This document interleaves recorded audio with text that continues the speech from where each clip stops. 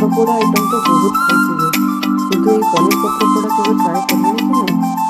आज चलते घरे तैयारी करवा अति सहजरे पनीर पत्र पोड़ा अपना गैस रे। जब वीडियो भल लगी वीडियो को लास्ट पर्यंत निश्चिंत देखिए। भल लगे मो चैनल को निश्चिंत सब्सक्राइब करें। तो चलते रेसिपी स्टार्ट करें। यार जो मुख्य बेसटा थाए से हमर सोरिष बेस जमी सोरिष नहीं गोटे चामच जीरा लंका रसुण मैरिनेसन हल्दी लंका गुंड मिर्च मसला अदा रसुण पेस्ट 2 चामच ले जाइए पेस्ट ताको दे सारा पनीर बड़ बड़ खंड कर काटी देखिपारे पनीर साइजटा केमती अच्छे ले जाइए रसुण हिसाब से राग हिसाब से देपारे टमाटो निश्चिंत ऐड करूँ। यार फ्लेवर बहुत भल लगे खट्टा फ्लेवर थाए टी भल लगे चटपटा लगे। पियाज आउे देदेबा 2 चामच सोरिष पेस्ट ताको भल भाव में मिक्स कर दिंतु। टी हल्का हाथ में करेंगे ना पनीर भांगी जबार चांस थी।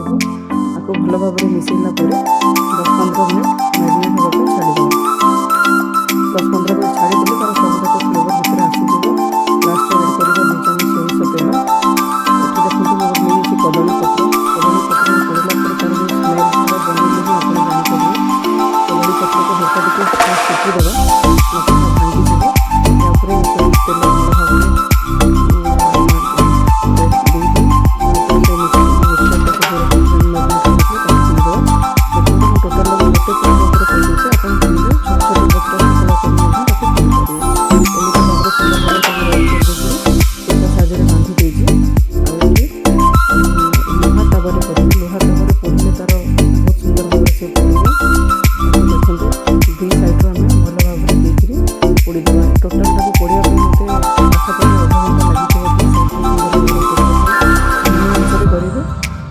पूरा भितर सफ्ट लगे ऊपर पोड़ी जामती उल्टा पलटा कर 2 साइड्रे भल भाव में पोड़ला रेडी होमर पनीर पत्र पोड़ा।